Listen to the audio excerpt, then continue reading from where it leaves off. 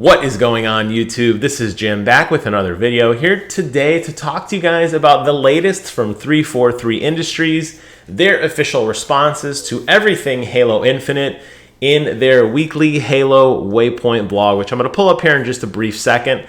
I will post a link to the entire blog in the description below. You could read it for yourself. But as a super duper Halo fan, I felt like it was my duty to read this along with you guys, to give you guys some of my thoughts on it. And I have a lot to say, but you know what? I have to give some credit to 343 for stepping up to the plate in responding to just about everything negative we have seen online.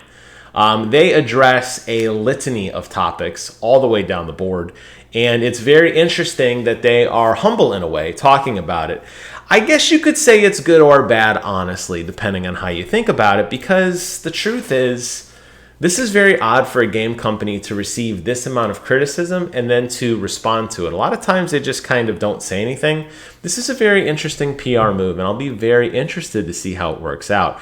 So this comes to us from Uni. He is one of the many revolving community managers that 343 has. They do a thing called the Halo Waypoint. It's a weekly blog that talks all about what they're up to and what they've been designing and developing. And while this does focus on both the Halo Infinite trailer and subsequent follow-up questions and the Master Chief Collection, we're just going to focus on the Halo Infinite stuff today. This is a long read. We're not going to go through all of it. But what they first start off with is the kind of standard, if you don't know what's going on, they have the entire 8-minute game trailer, which I highly encourage you to go back and watch. If your stream was like mine, it ran very poorly.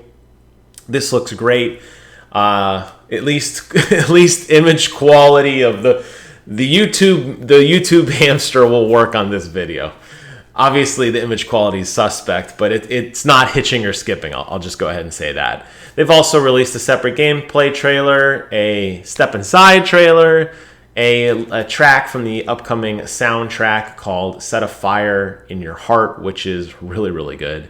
Really excited for that soundtrack. And the official press kit with a lot of cool photos and clip art and all that great stuff that I'm not even going to be using, so too bad. Interestingly enough, shortly after the demo aired, I took to Twitter, scoured Reddit, and checked our forums, and we got a lot of questions. And first and foremost, they talk about those graphics and those visuals. And they say, yes, we have heard you, and yes, we want to provide context, but there's a couple things we want to point out. The first and foremost is that they are all about those aesthetics. And if you recall, the original Halo, which now knowing more about Halo in general and how kind of Halo came together, the Expanse transmedia universe that extends into comic books, into movies, into podcasts, into books, all these wonderful things. You know, when you just play Halo, it looks as if the Master Chief is on ice. And they release the tomb and he awakens. And then he begins kicking ass. But that's not really how it happened. He being, you know, Sierra 117, had a very long history prior to that. Lots of books, lots of adventures. But the aesthetic was that he was shiny and new and clean. They popped the lid like, and there he is, brand new. So back then, the aesthetics were very clean and polished. His armor did not have any damage to it. He used nice, clean guns right off the shelf. He fought enemies that were nice and clean, not really kind of in the grime. The Covenant Wars were just beginning. Well, not really. We find that out later in Reach, but for the sake of Halo. So what they said is, we are going back to that aesthetic. We want to have a cleaner, more vibrant palette, which will have objects with less noise. In other words, by the time we got into Halo 3, 4, and 5, the war had been going on for a long time. These guys have been kicked around. Yes, they're going back to the base to be refitted, but the idea was that as the war dragged on, we got grittier in our technology. Master Chief's armor took a significant amount of damage. It was gritty. The world he was fighting in, the landscaping he was fighting in was war-torn. They're going back to that aesthetic. And as a result, they said that they feel this doesn't necessarily mean less detail, which we all know those screenshots definitely did not have a lot of detail to them. So the question then, of course, is if it doesn't have detail, like what the hell's going on? So the second theme, which they still talk about, is the visual fidelity. They say that objects look simple, flat, plastic-like, and they feel dull and poppin'. We've read your comments, and they actually call out Digital Foundry, which is mind-blowing to me because Digital Foundry absolutely skewered these guys. And they actually called them out and said, hey, we've seen it. And we are in agreement. We do have work to do. And that's really what scares me. They put the issue to rest that this was an in-progress work that was from several weeks, not months, several weeks ago. So this is about the best you're going to get at the moment.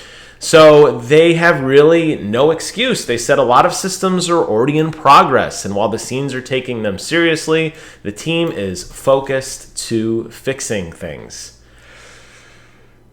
I will tell you, in the world of my job, in the work that I do, things do not come quickly. Development is slow and monotonous, and it requires numerous iterations, and the smallest bug will totally crash a simulation. If they are saying that that is the best they have, I am telling you, as a person who works in the software industry, there is no way they're going to fix this in time. This game will ship looking very, very, very similar to what you saw today. And they're basically saying that, yes, we're going to refine it, we're going to polish it, we're going to make it better. The issues that Digital Foundry calls out, which it's a phenomenal video, and I'll post that link below. I highly recommend you guys check that one out too. Digital Foundry is picking on them. Hold on, let me get passionate here. There we go. Digital Foundry is focusing on things like lighting maps and dynamic lighting and ray trace lighting and how an image appears in the 3D space. Those are not polish issues. Those are systematic development issues in the core of the engine. You could easily convert small things. You can add a little scar on a piece of armor if you didn't like the way it looked. But you're not going to be able to overall change the look and feel of a game by doing small little aesthetic details like that.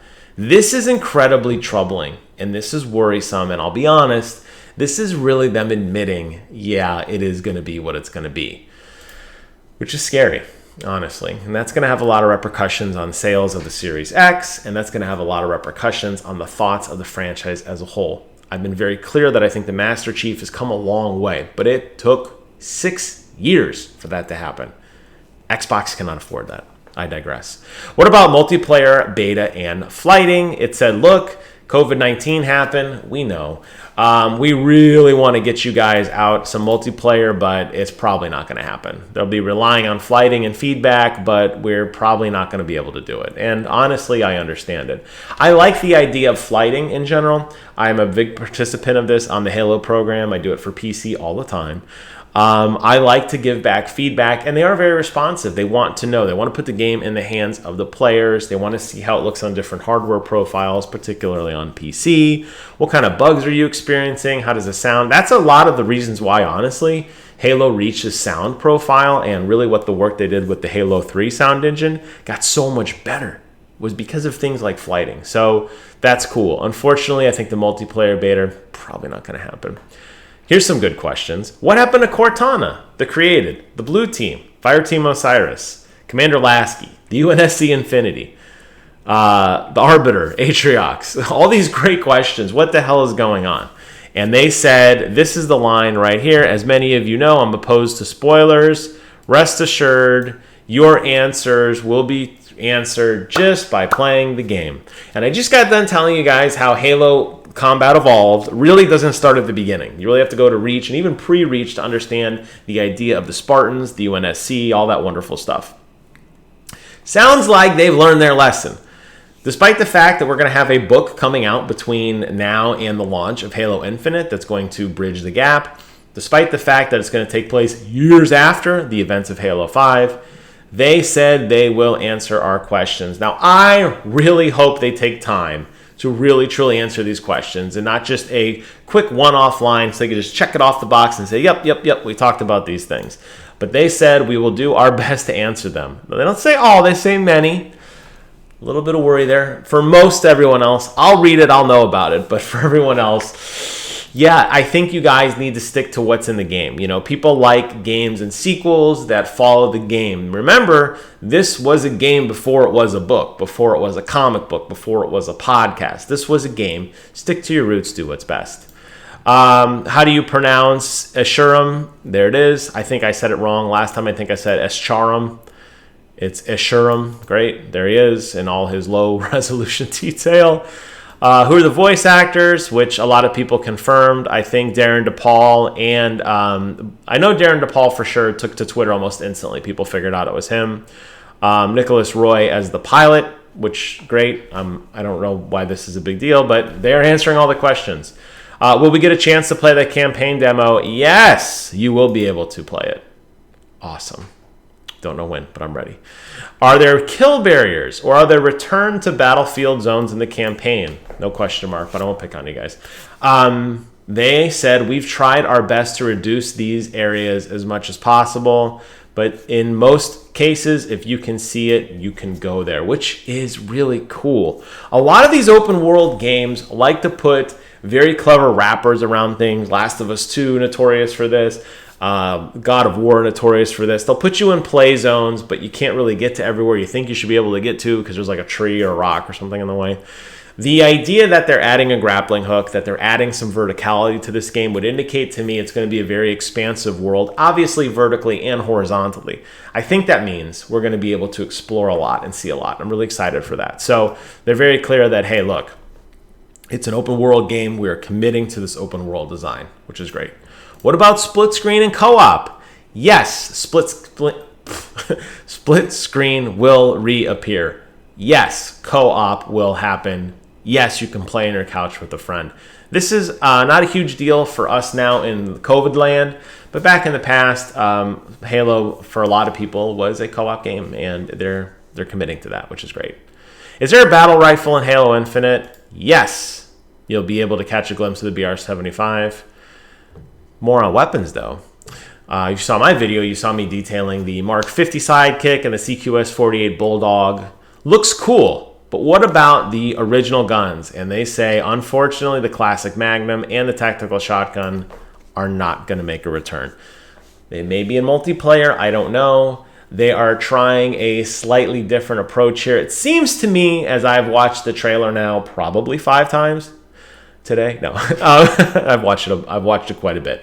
It seems to me like what the approach is going to be here is they are going for faster, more nimble weapons. The days of you getting big, heavy, cumbersome rocket launchers and plasma rifles will most likely reappear. But in those smaller skirmishes, they want it to be a more frantic pace. They're turning up that speed. They're giving you they're getting rid of the slow shooting tactical Magnum. They're getting rid of the slow shooting tactical shotgun, and instead replacing it with these smaller, faster engagement weapons. That's a design choice that they're going to have to live with either way. It's going to be odd to not have a Magnum, but I didn't make the game. How will the grapple hook work in multiplayer? And it said that it will be slightly different in multiplayer, but it will be a consumable, not consumable, that's my word. It will be an item that's picked up. Probably like what they did in Halo Reach, where you'll have power-ups, you can run around and get them and pick up different things. I suspect if it is a advantageous item, like an energy sword or a sniper rifle in a particular map, it will be in a very hard-to-reach area. It will be a forced engagement, in which everybody's going to run over and be like, hey, we need to get over here and like fight for this thing. So they're going to treat it as another power weapon or another power spawn, most likely. And it's going to be another timer that pro teams are going to have to fight over, which from a competitive standpoint is actually really cool. We've heard that 4K 60 FPS. Is that the best you could do on PC? And they said, look, to clarify, it's our goal on the Series X. And this is a very big point of contention. I'm going to jump back here. This is a very big point of contention. A lot of people felt that the command decision of, hey, look, 4K 60 has to be on the Series X. Phil Spencer, Larry Herb, Aaron Greenberg, everybody's talking about 4K 60, 4K 60. Hell or high water. As a result of 4K 60, you saw things like pop-in. You saw things like reduced, diminished graphics. That's the trade-off you're going to have to do if you want to run a game at 4K 60. You could run a game at 720 60. You could run a game at a dynamic resolution rate 60. I think 60 is more important than the 4K. I think Microsoft really shot themselves in the foot here pushing that because it forced the creative team to make considerable graphic concessions in order to make that goal a reality. Now, they do say that PC players will expect plenty of settings. I'll believe it when I see it to create a custom experience. I can tell you right now the settings on Halo are like crappy, okay, and good. You don't get to play with things outside of field of view. You don't get to change particle effects, draw distance, texture detail, anti-aliasing. There's a list of things we don't have on PC. I'm hopeful that by them asking this question, they've realized that the PC matters and that they're going to actually give us more options to play with to really fine-tune our experience, as every other game in the world has done. But for some reason, Halo games really like to be really stingy on those options. Moving on. Speaking of PC, is it true that Halo Infinite will be coming to Steam? Yes. It's going to be on Game Pass, the Microsoft Store, and Steam. There you go, which is awesome. I like that. I got it for free in Game Pass, so I don't need it on Steam. But if you're a Steam man or woman, more power to you. Will the campaign have difficulty settings? Yes, of course it will. I don't know why this is even a featured question. Who created the music? That's Gareth Coker. You can see the soundtrack to Set a Fire to Your Heart. It's really good, guys. I'm very, very excited for this. It's got a very good vibe to it, and I think it's going to be a phenomenal soundtrack. What about multiplayer? What about Forge, Theater, ranking system, esports, and everything else? They want to confirm that they are, in fact, returning to HCS. There is a dedicated blog called What's Next for HCS, and they've also partnered with Esports Engine. So we will see some stuff going on. They've announced that Forge is going to have some major options to it. I'm not a Forge person, so I can't really care too much. But I like that they're giving tools to super fans to create some of these phenomenal levels that I do enjoy, like the Frogger level, which is hysterically fun. But that's okay. And the reality is, honestly, Halo has always been about that creative Forge element to keep the game going. As a fan of Halo 5, a very small, diminished community, the fact that people are still making new maps so that my playlist isn't the same boring ones before, I'm okay with that. So you want to put more stuff in Forge, I'm going to support it. How's Craig? Well, Craig, is the meme that everybody's been making fun of, and they all laugh very hard at the Craig memes. He's a thick skin and seems to be taking it in stride, although the attention's going to his head. Yuck, yuck. I will say this, though, and the last question is, hey, I had a question, you didn't answer it. And there's a couple more we'll get down here in a second, actually. We'll stick with Craig for a second. I don't want to jump too far ahead. I'm glad that they're embracing him. He will be in the game. He will be a meme. They will probably reference him by name now if they haven't already. They will find a place for him. It's cute. It's funny. We can laugh at it. One of my favorite games, Heroes of the Storm, got a horrible review by IGN. Good old Mitch Dyer, who's an idiot, who doesn't know how to review games, gave my beloved Double Dragon Neon a 4 out of 10. I know you're laughing, Brent. They embraced it. There's a lot of 6.8 out of 10s in Heroes of the Storm, making fun of that. And it's a great game. It's not a 6.8 game out of 10. So when a company embraces something like this, I think it's really funny, and I'm proud of it. So good for them. Although it's sad that we got to this point, but okay. Now there's a lot of rapid fire stuff here at the bottom. How's it going to do? It said it's going to follow his story sometime after. Well, there's going to be a book that fills in that gap if you're interested. They have a pro team. We already know that. They've announced a lot of famous players. Mikwin is definitely one that I've been following for a very long time competitively. I'm really excited to see that he's joining the Halo Pro circuit, and he's going to be helping out. They definitely go back on their pool of very famous casters, and you have Bravo, and you have Elamite, and you have T-Squared, you have Ogre. A lot of these guys are really going through and helping out, and I'm very excited to see that continue. Clutch, I could go on and on. But yes, they do have a pro team. This is great. We want to see this. I don't know why people thought they weren't having a pro team, but they are. Split screen is happening. Land support is happening. Black undersuits are happening. No microtransactions, including real money loot boxes. Well, it doesn't say no microtransactions. It says it will not include real money loot boxes. So you're probably going to have funny money loot boxes, which is okay. If you like the Reach customization, you will be pleased. And I will tell you, Reach's customization is phenomenal. So I'm very excited for that. If you manage to hit Spartan rank 152 in Guardians, I could not, by the way. I got to tell you guys, my Spartan rank is like 148. I did the math on how to get to 152, and I think I'd have to play another like 750 hours. I love Halo, but not that much. I've already put in like 3,000 hours. I feel like I should just get it for free, but that's okay. So if you hit 152, congratulations. You're going to get a special token of appreciation to stand out amongst the rest of the people. And that is really it. Then they jump into some other stuff on Halo Reach. I'm sorry, Halo Master Chief Collection, etc. Very, very juicy blog full of information. I'm glad they took the time to put this together, and I really hope this game is as amazing as we all want it to be. Hope you guys found this video informative. Thank you so much for watching. Take care of yourselves, and until next time, I will see you guys on the other side.